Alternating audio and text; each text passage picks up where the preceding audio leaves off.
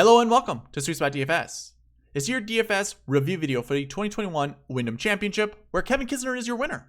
He wins in a playoff event over 5 other golfers, making it 6 total, which ends up tying a PGA Tour record for most golfers in a playoff event. And he did it within 2 holes, or I should say it took him 2 holes to do it. It wouldn't have if it wasn't for a missed putt on the first playoff hole by Adam Scott from 4 feet away.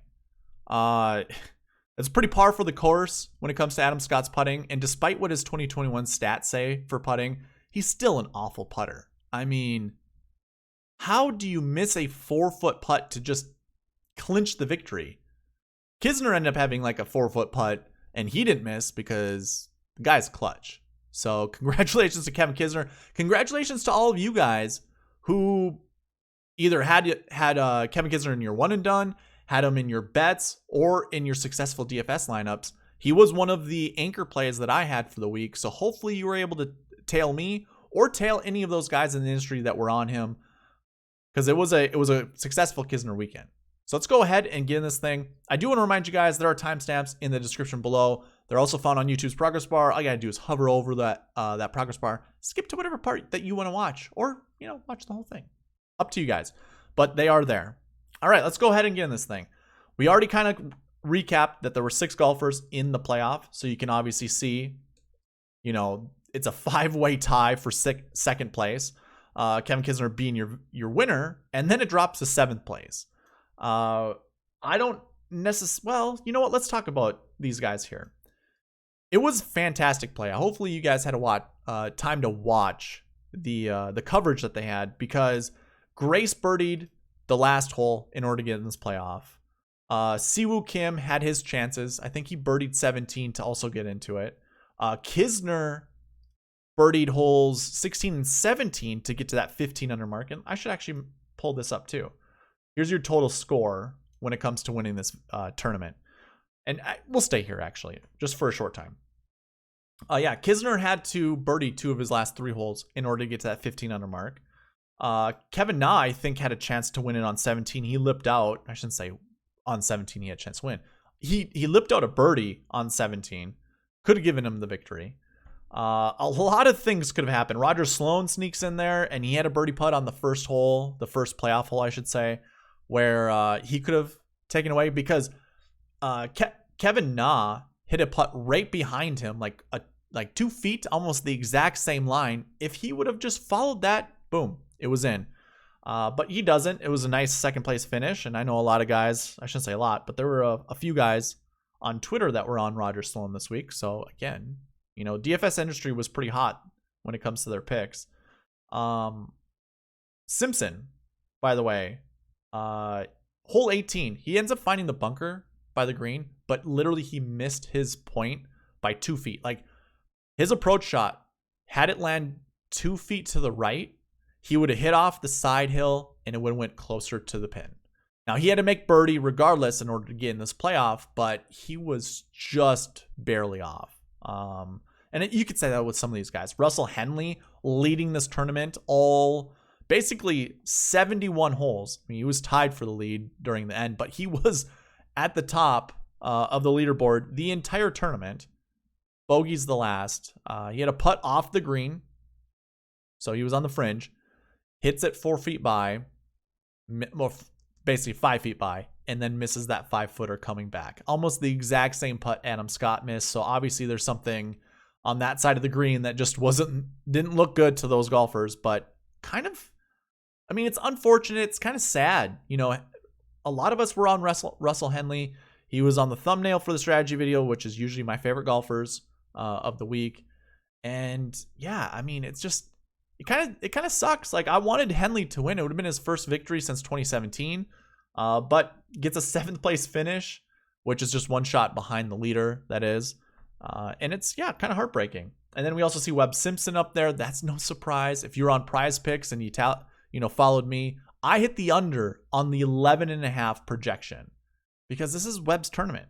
Again, I told you he almost had a chance for a decent birdie putt on the last hole, but just barely missed. And then there's some of these other guys that I really don't care to talk about. I'm going to change up the format, how to do this a little bit. This is kind of just your recap. I would typically go to the GPP winning lineup versus the optimal lineup, which we're still going to do.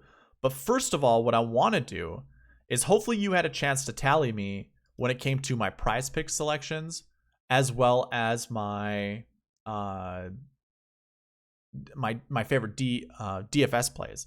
So let me go ahead and I'm just going to filter by text color because that shows you the picks that I had, and we'll sort from top to bottom. Now, Matsuyama missed the cut. That's unfortunate, but we did have Webb Simpson. He finishes inside the top 10. We did have Russ Henley. We had Kevin Na, and we had Kevin Kisner, which are fantastic. 2 golfers inside the optimal lineup. That's great. I think I told you guys last review video, what I'm trying to do is get at least 4 golfers inside the optimal lineup with all of my picks. Obviously, really didn't quite get there. I did this by every, 3 golfers in each price tier. So we have a top 10 finisher in the 10K range. We had a top 10 finisher in the 9K range. We had 2 inside the 8K range. Unfortunately, we had 0 inside the 7K range, and pretty darn close with Denny McCarthy. I think he was either a shot or 2 off of finishing inside the top 10 in the 6K range. I was on Herman. Obviously, that didn't work out. I don't think I have my PrizePicks up, but let's see. I can't remember off the top of my head. I have to do this from now on. Just create a lineup in my strategy videos, or actually in that PrizePicks video. See if I can throw something on the screen. I don't know if I can or if I can't.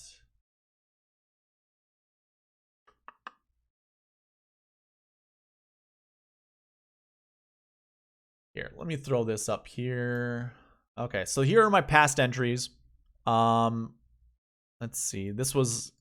I actually did really well in round 4. So I got I did a 5-pick flex. Hit all 5 of them for that 10x bonus. So $5 turns into $50. That was awesome. I also had a 5-pick flex that almost got there. Unfortunately, Sung J M didn't get there. But let me go down to the picks that I had coming in. It was all finishing position. That's kind of what we stuck with. Man, I don't even... Okay, here we go. So I told you guys to just jump on that Louis withdraw. Or I said, hopefully you had a chance to. Really, it was kind of a scapegoat. Like, if you weren't sure... Okay, so for me, most of my picks were unders. And I liked almost everybody on the board to be under. Louis is your scapegoat to have the over because he withdrew. If you knew that he was going to withdraw, or you had that time frame, because PrizePicks wasn't really quick to remove him out of the player pool. So once you heard the news, if you could go here and just, if you just weren't sure with some of the other players being like an over or even an under, Louis could have been your scapegoat.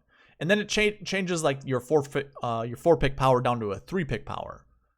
But that way you don't have to do the over-unders, which I know PrizePicks is planning to get rid of in the future, but still, for the time being, we can kind of take advantage of that. Like for me, I had Sung Jae and Kevin Kisner being your under. Barely got that with the Sung Jae, but there you go. It ended up being a 2-pick power. I put $10 in, got my 3x payout, so that was great. I also did a 5-pick flex with, I guess I didn't have a Louis one in this one. Missed on my Russell Henley. Hit for 3 of them, so I got some money back. Actually, 7.5. How did that happen? This is a mistake. Has to be a mistake. Did not play. Should be a miscut. We'll see how that ends up working out. Same here with Hideki Matsuyama. I never thought that was actually a thing. Either way, I'll take it. I'll take it. I don't think that's supposed to be that way, though. But yeah, Webb. I hit the under with Webb. Obviously, with Louis, got, whatever. Zalatoris just missed out. It was 1 shot away from being 24th place. Kisner, obviously the winner. Kisner was the easy one. For me, Kisner and Webb were the easy ones. And I guess Sung Jae, since you saw Sung Jae in there. But yeah, PrizePicks went pretty decent. Throughout the week, it kind of sucked. Trying to forecast birdies and stuff like that. This course, to me, if you were in the preview, you would have heard me say The average winning score was 20 under. That's what we expected to see, was 20 under, somewhere around there. This ends up being 15 under with the winner, where 14 under was the lowest, still is the, I should say, highest, the highest winning score. But this one was really close. And I think a lot of it had to do with just the wonky tee time, starting times, that kind of stuff, because of the weather that was coming in. And also, there was something Friday. I can't remember what happened Friday, but Friday was one of the more disappointing rounds. It was your highest scoring average that we've seen. I think it was like Thursday, your average scoring average was 2 under. And then Friday it was 1 under. So it was a one stroke difference. And I can't remember why off the top of my head.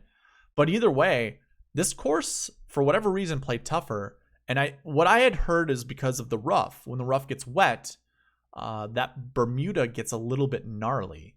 So, I mean, that probably was the case. You know, if you're not finding the fairways a lot, hitting the rough probably was a little bit tricky. I think the rough was actually 1/10 of an inch longer than it was last year. Let me pull that up with the tournament fact sheets. So we can go to 2021, pull up the Wyndham, and then I want to go to 2020 and pull up the Wyndham here as well, which for whatever reason is now in the opposite direction. There we go. Okay, so in 2020 we had 2.5 inch rough. No, same length. So apparently it must just be the wet rough, and that's probably what caused some of those higher scores on Friday. It was weird, nonetheless. It was weird, and I don't want to stay on this or stick on this. So let's go ahead and move forward. I don't have anything else to go with the recap. I don't have anything else to go on with the scores. This was the first thing that was wrong with my predictions this week, which is fine. It's okay. I want to talk about the SweetSpot score first. So let's go ahead, remove the filter off of this, and sort from top to bottom. You can see my number 1 guy finished inside the top 10. Number 2 was Sungjae. He kind of had a okay weekend. It wasn't spectacular. He had 4 rounds in the 60s. So you got you that under 70 bonus, the sub 70 bonus, which was nice. There's really nothing to say bad about Sungjae. He was just very consistent. He just couldn't find, a hot putter. But these are good signs from Sungjae. Hideki was kind of a huge disappointment, but if you want to take from Japan to the WGC to this event, the whole traveling thing, if you want to put that into play, certainly can. I wouldn't fault you. Kevin Na, number 5 in the rankings, finished 2nd. Kokrak, here's the interesting with Kokrak. If I go ahead, let's sort this by the game number, and let's go to Kokrak's group. This is going to be part of the Marquee Tee Times, which we'll get back to, but I just want to go over Kokrak's group. Actually, I don't have the third player that actually entered this tournament, but it was Wes Roach. So if you remember in the preview, actually, it would have been the strategy. He was paired up not only with Louis Oosthuizen, who withdrew prior to starting the tournament, but also Patrick Reed, who also withdrew. So he would have had 2 elite golfers with him, but instead had Wes Roach and Josh Teeter, which obviously you can see Josh Teeter, number 110 ranked in my model. I can only imagine Wes Roach was, 100 and above as well when it comes to the rank. So for Jason Kokrak, kind of like a real huge disappointment for who he's playing with. And if you watched him during, the Thursday, Friday live cast that PGA Tour had, he just did not look like he was having fun. Now, of course, if you're not scoring, you're not going to have fun, but he was in a group with 2 scrubs when originally he was in a group with 2 elite players, which would have made his group the best ranked group out of all of the Marquee Tee Time pairings. So unfortunately for Kokrak, I don't know if that really played a huge factor into it, but it still led to a missed cut. Fleetwood had a terrible weekend, 72-73. Where the hell did that come from? Where you shot 66-68. Like, he progressively got worse throughout the week. I didn't really put much research into why he did bad. So if you guys do know, go ahead and leave in the comment section. It was poor. It was bad. But then we have a good stretch here with inside the top 10. We have a first place, a second place, a seventh place. And then it doesn't really get that much better going after. So much like with my DFS picks for the week, I want to get at least 4 of these golfers inside the optimal lineup when it comes to my rankings. So, there might be some tweaks that we need to do. I don't know exactly how we get to some of these. Maybe, I don't know. It'll definitely take a little bit more research to get there. But having 2 guys inside the optimal lineup, 3 guys actually inside the realistic optimal lineup, that's pretty good. And 6 golfers inside the top 10 that are inside the top 20 of the sweet spot rank, that's also really good. So I'm not going to be too downtrodden about this. It works out pretty decently. Now with those tee time, or I should say the sweet spot rank, I also provide my marquee tee time pairings. So let's go ahead and take a look. First of all, we would then sort this by game, but I already color coded this so we don't have to look at it. We can look at the dark green colors, which obviously we have sort of. And basically what we want to do is find at least 2 golfers that finish inside the optimal lineup, which we don't. We do have 1 inside the realistic optimal lineup, but unfortunately we don't have with 2. And now that I say this, we should have went over that GPP winning lineup versus the optimal, like right away. Oh well, we'll continue on with this. There isn't really much to say. It's pretty bad. Like obviously we didn't have one with the Kokrak Teeter. We knew Teeter was in this group and we wouldn't have provided it as a marquee tee time pairing because of Teeter and Roach being in the group, but so be it. When it comes to the other 3 groups, though, we do have a top 10 finisher in each one of them. So I still chalk that up as a win. That is mostly the goal, is to get at least 1 top 10 finisher from each of the marquee tee time pairings. The bigger goal is to get at least 2 optimal lineup golfers, which we don't. And again, we didn't go over the optimal lineups yet. I will do that after this segment. We can take a look at, these are your, I call them the subsequent marquee tee time pairings, where they're really close. Like their rankings are super close. Like they had 2 really good golfers in their group and then 1 bad one, essentially. Again, we went over this in the strategy video. So, and you can see some of my picks came here. Kevin Na, Russell Henley, that all worked out. And in these subsequent ones, I think we have, okay, so 3 groups provided a top 10 finisher, which was great. 3 groups did. 3 out of the 4. And then the Sung J M group wasn't terrible. So really close. The subsequent groups, maybe we'll have to look at that a little bit in the future. All right, let's go ahead and get into that GPP versus optimal lineup. Should have done this like right away. I know I said I wanted to change up the format, but I didn't want it to change up like this. I just wanted to go over the sweet spot rank and then get into the optimal versus GPP. But either way, we're here. So first of all, it's the $5 GPP winning lineup because I entered the Drive the Green. And the golfers that are in that group, let me just go ahead and highlight those. It's all these golfers that are in the light blue. You had Kevin Kisner, Siwoo Kim, Kevin Na, Webb Simpson, Nick Taylor, and Denny McCarthy. That lineup used all $50,000 of the salary, and it scored 675 points. Now, the optimal lineup, which will be the golfers with the little black tick marks in the top right-hand corner, that was Kevin Kisner, Siwoo Kim, Kevin Na, Brandon Grace, Roger Sloan, and Chesson Hadley, because of a hole-in-one that he did on round 4, his first ever PGA Tour one, which was fantastic. He edged out Adam Scott by 3 points, and we'll talk about that here. That optimal lineup used $47,000 of the $50,000 salary, meaning you would have to have left $3,000 on the table. That scored 706.5 points, which is a smooth 40 points or 30 points over the $5 GPP winning lineup. So not much leeway. That $5 winner had a really good lineup. You know, I do not or advocate leaving more than $1,000 on the table. So there's no way I'm getting here. None whatsoever. And the sweet spot process always looks at top 10 finishers.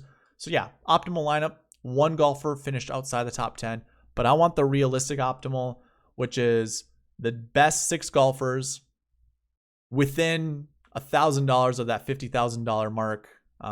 When you add everybody up in the roster. Let's put it this way. I want 6 golfers, $49,000 and above to include as the realistic optimal lineup. And that's what we have. I highlighted the salaries here in green to tell you who those realistic optimal lineup golfers are. It includes Adam Scott. So we're replacing Chesson Hadley with Adam Scott to get to that realistic optimal lineup. And that used up $49,600 of the salary, and it scored 703. So when we compare these two, 703.5 to 706.5, that 3 points, super close, still beats that $5 GPP winning lineup, and gives us a little bit easier analysis to do. Because trying to figure out why Chesson Hadley was in the optimal lineup, we could just say that, the hole-in-one was worth 5 points on top of the eagle, which is 8 points. So if we take out the 5 points from the hole-in-one, he wouldn't be in that optimal lineup. But, he did. That's part of golf. So you have to include in the optimal. I don't really care. I want 49,000 and above. Just look at that. And we do have one. And it's a pretty decent lineup, which includes no 10K golfers, which is what I had been harping on in the strategy video. So that was another thing I got wrong. No 10K golfers, but we have 2 9K golfers, 2 8K golfers, a 7, and a high 6K golfer. So yeah, it's a pretty balanced build. It includes a 6K, which we said we needed. It includes a 7K, which we said we needed.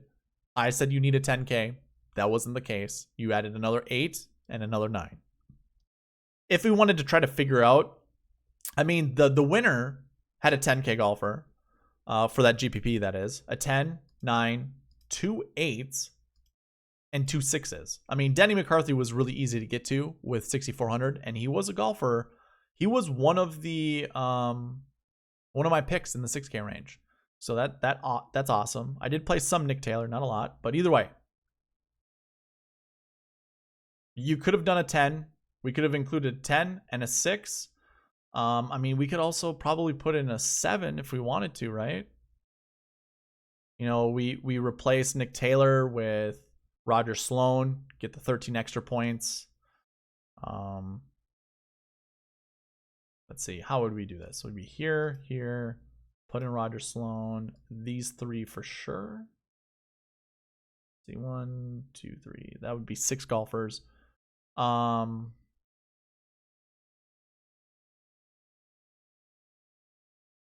Yeah, it would have to be this way.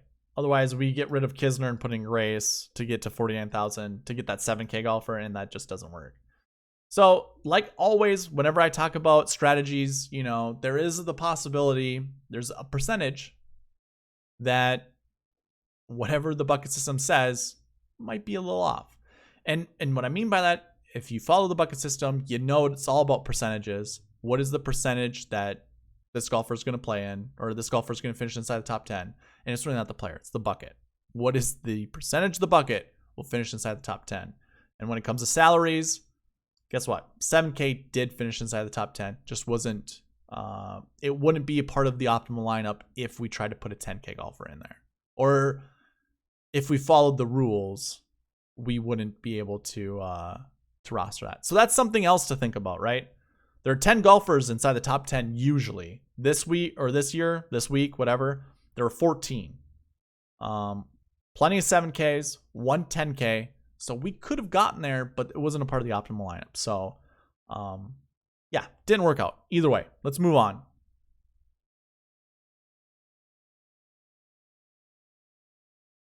Basically went through everything. I usually like to recap the tournament looking at all the top 20, like looking at every stat and the top 20 golfers in each of those to see how many top 10 finishers we had. So let's go ahead and do that, and maybe we'll come back and recap a little bit more. But we like to start out with the grass stats. So when we sort by overall Bermuda stats, Let's see how many finished inside the top 10. We had 1, 2, 3, 4, 5 golfers inside the top 10. Had a bunch of missed cuts. We have 2 actually optimal lineup golfers and 4, believe it or not, GPP winning lineup golfers in the winning lineup. So yeah, looking at overall Bermuda this week was pretty good. Looking at that top 10 success rate, again, well, now we have 5 golfers that were in that GPP winning lineup. Simpson, Kisner, McCarthy, Kevin Na, Siwoo Kim. 3 of them were in the optimal lineup. So again, Bermuda, a huge stat to look at, especially I guess when we had, the wet Bermuda rough, which probably caused a lot of the higher scores. And higher, by the way, is not good in golf. Lower scores would be better. 2021 Bermuda. I usually like to look at the stat because it shows more optimal lineup golfers. This week it didn't. It still shows 2 realistic lineup golfers. Optimal lineup, that is. 1 actual optimal lineup and 3 GPP winning lineups. So golfers in the winning lineup. Yeah, that was a good stat to go with as well. As I scroll over, I usually just skip through a lot of this stuff and get to the best off the tee golfers. Actually, let's go tee to green. Top tee to green golfers. We only have 1 in the optimal lineup, and that's right down here. That was Siwoo Kim. 2 inside the actual GPP winning lineup, but that's it. We do have 1, 2, 3, 4 top 10 golfers, which isn't terrible, but not great. Off the tee stats, did that matter this week? Not really. Siwoo Kim, the only one in all 3 of those lineups. Optimal, GPP winning lineup, and then the realistic one. So off the tee, not a good stat, but we kind of already knew that. Approach, your best approach stats. I can get rid of the DNS, which is did not show or did not start. No optimal lineup golfers, but we did have 2 top 10 golfers. Yeah, I mean, approach stat. If you're looking at the best approach golfers in this field or leading into this field, you could have been on Henley and you could have been on Streelman, but the rest of them, not great. Way more missed cuts than top 10s, so approach was not the way to go. Around the green, actually 3 optimal lineup golfers, 3 realistic optimal lineup golfers, and 3 GPP winning lineup golfers. I should mention these are your season-long stats, so I always call these your baseline stats. This is what the PGA Tour provides us leading into this tournament. So there's no rolling stats with this, just season-long. Putting stats, 2 in the optimal, 3 in the GPP winning lineup, and 2 in the realistic optimal when it comes to your best putters in the field. And these are your top 20. There was 1, 2, 3, 4, 5 top 10 golfers. So a good stat. Obviously, you can get to 3 of your golfers, but not a good one to try to get all 6 of your golfers inside, who have the best putting stats. So that didn't work out. What I like to do, how about this? Let's do something different. Recent form versus baseline. So we're looking at the last 8 weeks, what the strokes gained stats are, and that would be your average versus the baseline. So when we take a look here and I go tee to green, basically what we want to see is when it's positive, that means their recent form stats were better than their baseline stats. And obviously the same thing applies for off the tee, approach, around the green, that kind of stuff. So for those that were actually good recently, obviously see tee to green, not that great. Off the tee, also not that great. Approach, we're not finding anybody inside the top 10 or even in our optimal lineups. Finally, we do with Siwoo Kim when it comes to around the green. And then our putting stats, still not good. So when we're looking at recent form just versus season long, it does not show. It does not show success for this tournament. So that was kind of a new way to look at it. We can look at driving distance. I'm not going to stay long for each of these stats. But yeah, Adam Scott, 9,200. He's the only one there. Driving accuracy, this was one that a lot of people were kind of into. We only see really 1 golfer in the optimal, as well as the realistic. We have 2 in the GPP winning lineup. But yeah, not super good when it comes to driving accuracy. Good drive percentage is how smart you are off the tee, basically. And that one doesn't really show much success. Green and reg, not really. Proximity, not really. Bogey avoidance, well, 2 golfers, I guess. We have 3 total inside the top 10, 1 optimal, 1 realistic optimal, and then 1 GPP winning.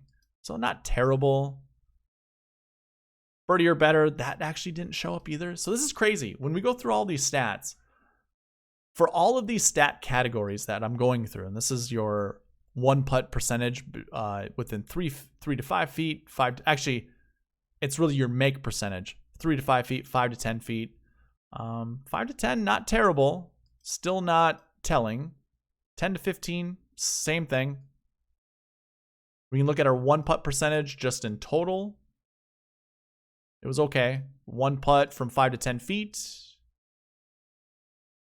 1 putt from 10 to 15 feet. Yeah, so nothing. If you were just to look at the top 20 golfers of each of these stats, the only bite that we got was your grass stats.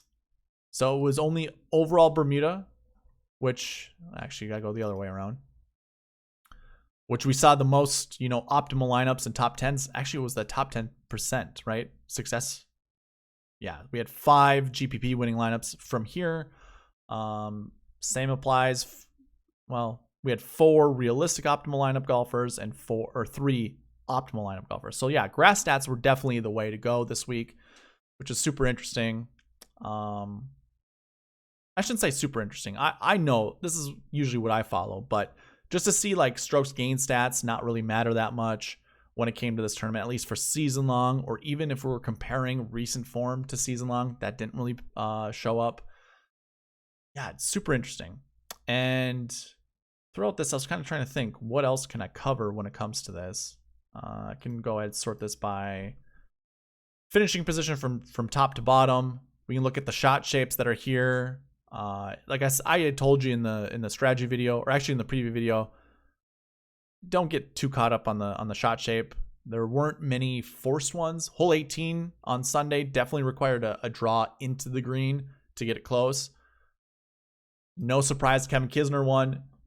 Scott can shape it both ways. I don't know why I have really a fade here. But yeah, Kevin Na drew the golf ball. A lot of these golfers that had a shot to win, like Roger Sloan did. Kevin Na really didn't, but it was Kevin Kisner, Adam Scott, and Sloan. They all could kind of shape shots both directions, or at least draw the golf ball. And that played into their account because 18 was played twice in the playoff rotation. And that's when Kevin Kisner won it. Yeah, I don't really have anything else to go over. So I think we could probably call this. Oh, you know what I forgot to do? Go over the anchor buckets, which we'll go over this really fast. Last year, 2, 3, and 1. Basically, I wanted one of each. So let's go and take a look at last year, 2, 3, and 1. So we're looking at this column here. Kevin Kisner is a 2. Adam Scott's a 1. Brandon Grace is a 3. So right there, we wanted one of each. That actually shows up. So that was a success. When we look at last week buckets, we want a 2, 5, 1, and we want at least one of each. And I'm looking at this column, by the way, max ownership. Which if there's a 1 in the front, that means at least 1. We can have more than that, but just want at least 1. So when it comes to the last week buckets, we want a 2, 5, and 1. Let's see if we have that. We have a 2, we have a 1, we have a 5, finishing inside the top 10. Obviously, Justin Rose wasn't inside the optimal lineup, but he didn't have a bad showing. And being a last week bucket 5 gives him quite a bit of, I don't know what you want to call it. It's unique. Let's just put it that way. It's definitely a unique stat. Yeah, I'll just call it that. When it comes to the other 3 or the other 2 stat categories, course history 1, course history 5, we want at least one of each. So let's see if that actually applies. Course history 5, course history 1, all within inside the top 5. So that worked out. Recent form 2 and 1. Now recent form 2, we want at least 2. It's really close to 3. And recent form 1, we want at least 1, but really close to 2. So recent form 2s and 1s, we've got 1, 2, 1, another 2. I mean, we have a ton of 2s. And that recent form bucket, by the way, was that 20 to 40 range. We had 30 golfers in it. Again, we were projected, max ownership of 279 out of 600 spots. So you can take that at however you want. I usually just like to take it as the,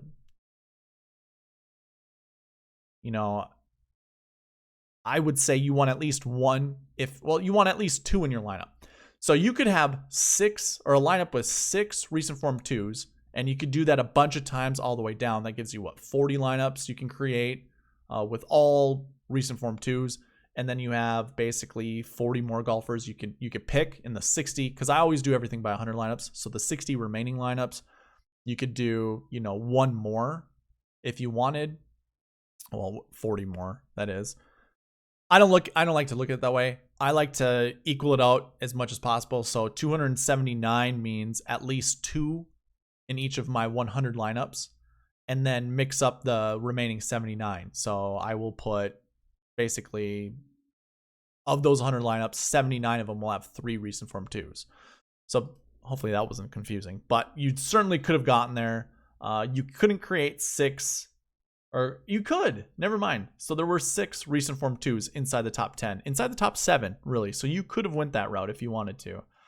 We did have 1 recent form 1, 2 recent form 1s. So yeah, 2 was kind of the max, right? 178 was kind of what I was going by. Projected to 2.97, so could have gotten 3. We didn't, obviously. Did have 2 inside the top 10. So when it comes to anchor buckets, all of those check off. And I think even like salary buckets, we had our 9s, we had our 8s, we had our 7s. Strokes gained 1s, we wanted at least 1 strokes gained 3, and at least 1 strokes gained 4. Did we have those? There's our 3. Let's do it this way. There's our 3, there's our 4, there's our 1. So yeah, it all worked out. So it all worked. Bucket system, 100%. How I had my projections. Obviously, you got to pick the right golfers still. This is just a way to narrow down player pools a little bit more. Try to find your favorite golfers from each of those buckets. Throw them into a player pool. And I mean, with that player pool, that was where I got my... Actually, from those buckets, that's where I got my favorite DFS plays. And obviously, I mean, we had 5 golfers inside the top 15, 5 golfers who missed the cut. The other 5, okay, not great, but okay. So yeah, that's it. That's the video. It was a little all over the place, which is it's my fault. I kind of did it on the fly. Wanted to change up the format a little bit. I will be doing playoff events. So I will cover the Northern Trust. I'll cover the BMW Championship, and I don't know what I'm going to do with the Tour Championship just yet, because obviously it's a 30-man field. Most of it is, I probably won't do a preview video for it. I'll just do a strategy video for it. And that's primarily because it's all about strategizing for that one.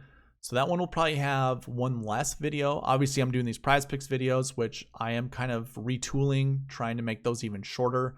And in fact, I'm trying to make all of these videos shorter. So when the new season comes about, there'll be a lot of changes. I've already updated the thumbnails, how they're going to look. I already updated my show format, really just the aesthetics. So what you see on screen now is going to change a little bit. And it's all just improving, right? We just want to improve.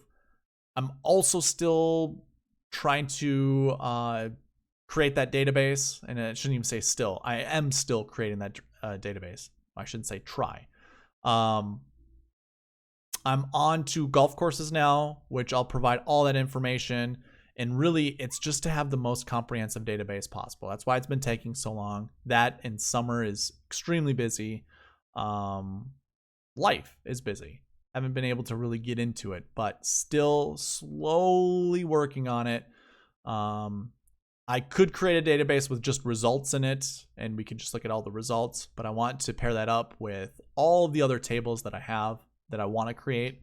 So it's still taking a little bit of time. Website is still out there. I haven't touched it since the middle of July, but eventually we'll get there. With that, a lot of it just has to come with the database. There's no point in me publishing the website without having a database created. Otherwise, it's just fancy looks, basically, which, I mean, I like how it looks. But I don't want to provide that without value, for you guys. So either way, that's still on the radar. This concludes the PGA Tour season, the 2021 PGA Tour season, just the regular season. We obviously have playoffs coming up. But yeah, looking forward to the 2022 season. Yeah, there's going to be some updates with this channel. Hopefully we can get videos out faster. We can get videos out that have a shorter runtime. I know a lot of you guys like the longer videos. I do too, but really, I think it reaches more of an audience when they're shorter. So we'll try working on that. Try to be more compact. Maybe not so much easy going with the flow type of stuff, and actually have kind of a written show, because I have nothing written when it comes to this. I just, boom, off the top of my head. So either way, those are all things you can look forward to in the future. But this is a wrap on the 2021 season. I've got nothing else for you guys. So I'm going to go ahead and end this video. Thank you guys for watching. Please leave a like, comment, subscribe, all that good stuff. And I will see you in the playoffs. All right, bye.